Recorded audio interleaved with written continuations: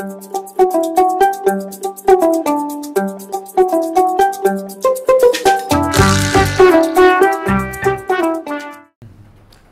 est-ce que Tandian président la ci élection yi jëm parce que ñi ngi jëm ci AG pour année bii di ñëw est-ce que candidat nga pour ñëwaat ci fédération bi? Sûrement pas, je suis candidat à rien du tout. Je dis je suis un acteur du basket. Je suis un international du basket. Je suis un professionnel de basket. J'ai été le deuxième bailleur de la Fédération sénégalaise de basket de 1990 à 2009. J'ai été président de cette fédération. Donc j'ai mon mot à dire, tout ce qui concerne le basket. Il faut que l'on nous douce beaucoup de nous. Même si moi, quand il y a des événements de basket, on ne m'envoie pas une carte d'invitation, on ne m'invite pas. Même s'il y a des événements dans le basket, on essaye un peu de tout faire pour que je ne sois pas présent. Mais il faut que ces gens comprennent que je suis un acteur du basket, je suis un fruit du basket et je le resterai jusqu'à la fin de ma vie. Et la preuve, c'est-à-dire qu'en fait c'est le basket qui m'a fabriqué, c'est le basket qui a fait de ce que je suis. Et j'essaie de rendre au basket tout ce que je peux pour que le basket puisse se comporter le plus normalement du monde, pour continuer à trôner à la tête de l'Afrique comme nous m'aurons.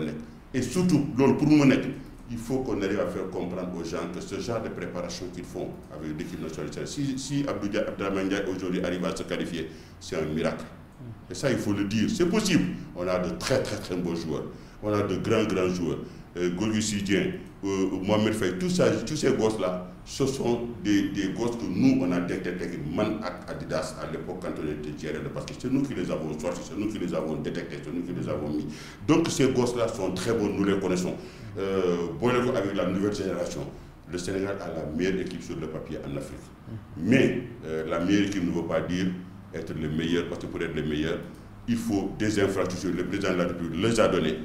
Il faut une tenue, et cette tenue, il faut un excellent président de fédération et un excellent directeur technique national, et ce qui nous manque aujourd'hui.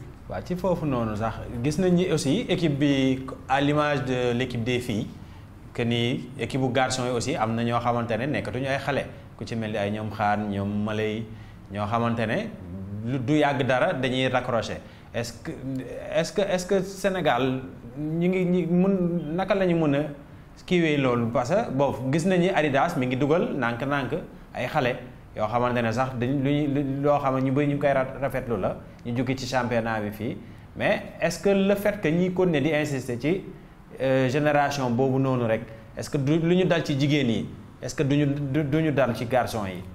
Oui, forcément, il faut savoir faire des mutations.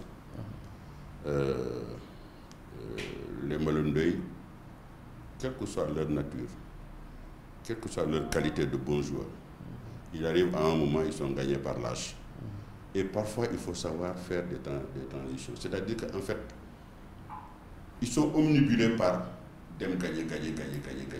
Non, une équipe, ça se construit. L'équipe que vous voyez là, c'est une équipe que nous, on a construite depuis 2010. 2010, au Sacré Bidjo-Gisni, c'est l'ossature de 2010. 2010-2009, l'équipe du Sénégal a terminé 9e au championnat d'Afrique de Libye. Moi, je suis arrivé en 2010. 2010, avec Adidas, on a refait l'équipe correctement au niveau de la zone 2.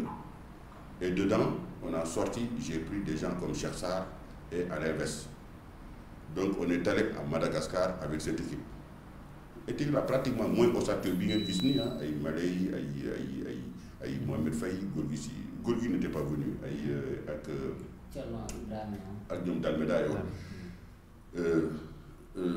Cette équipe-là a réussi la prouesse, d'abord de casser l'invisibilité de l'Angola, qui a été 10 ans de suite sans défaite sur le championnat d'Afrique. À Madagascar, la première défaite de l'Angola, quand j'ai dit que je vais les battre, ils ont fait une table ronde là-bas en Angola pour me traiter de rêveur.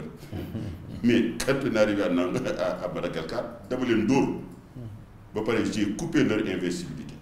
Et c'est l'autre mot que les Tunisiens qui les mais les Tunisiens d'ailleurs ont deux fiants. Malheureusement, on est tombé sur la Côte d'Ivoire, on y a trop cru Après, on a été par excès de confiance, on a été battu par la confiance. Normalement, on était bien parti pour aller plus loin. C'est cette équipe-là qui est partie, cette équipe-là. On a battu une équipe, on a terminé 5e, donc on a gagné 4 places. On est arrivé Dem Côte d'Ivoire, on a terminé 3e, on a gagné encore 2 places. Des petits championnats du monde. Pour ça, tu à quelques éléments près. Je pense que le Sénégal a la meilleure équipe sur le papier. Mais la meilleure équipe ne veut pas dire que tu vas gagner. Pour gagner, il faut des mécanismes, il faut des infrastructures. On a tout à l'heure, on a de bonnes infrastructures. Aujourd'hui, on n'a rien à envier aux pays européens, ni même les pays américains. On n'a rien à envier. Les pays d'Amérique du Nord ou du Sud, on n'a rien à envier avec eux par rapport à une infrastructure. Maintenant, il faut des hommes, il faut des têtes. Et tant qu'on n'aura pas de tête, c'est bien de dire oui, tout va bien, tout marche bien, on a une équipe fille en championnat du monde, on a une équipe garçon en féminin, on a une équipe 8 en championnat du monde. C'est que da nga xamul basket moo tax ku xamul basket mooy léegi jigéen yi ñu ngi waajal jouer coupe du monde ci lu néew lu mu matul sax une semaine naka nga gisee équipe bu jigéen yi parce que coach bu bees bi ñëw na defaraat na équipe bi xaw na rajeunir équipe bi est-ce que jàppoon ni aussi rajeunissement bi dañ ko waroon def yëpp carrément wala dañ ko war a mixer wala. Non, pas yëpp carrément, il faut mixer. C'est-à-dire que sinon, si tu fais yëpp carrément, tu vas amener ton équipe vers le ridicule. C'est-à-dire qu'il faut de l'expérience professionnelle, il faut de l'expérience internationale. Donc, le mixage est absolument nécessaire. Maintenant, moi, j'ai de même habitude, c'est-à-dire que la composition d'un entraîneur d'Aoussou Ndoukou. En tant que président de la fédération, nous sommes commandés. musuma commenté composition entraîneur musuma dugalal kii génneel kii bu lii bu tax bu dugal lii sama yoon nekku si su fekkee mun naa ko bu ma koy def rek kon en ce moment dama ko fi jëlee rek ba mu jël place am. Donc alors ce que je n'ai pas fait pendant ma position en tant que président de la fédération du ma ko def tey à l'extérieur. Moi je ne suis pas quelqu'un bu nga xam ne damay néew doole entraîneur. Un entraîneur su defee dara rek doful xam na lu muy def. Cheikh Sarr c'est un technicien doful. Donc ce qu'il fait, je pense que c'est la bonne stratégie. Et faisons-lui confiance. Arida aussi, faisons-lui confiance. Mais ce que je demande tout simplement, s'il vous plaît, au ministère, à la fédération, mais il faut faire respecter vos entraîneurs. Si vous ne les respectez pas, comment voulez-vous que les gosses les respectent?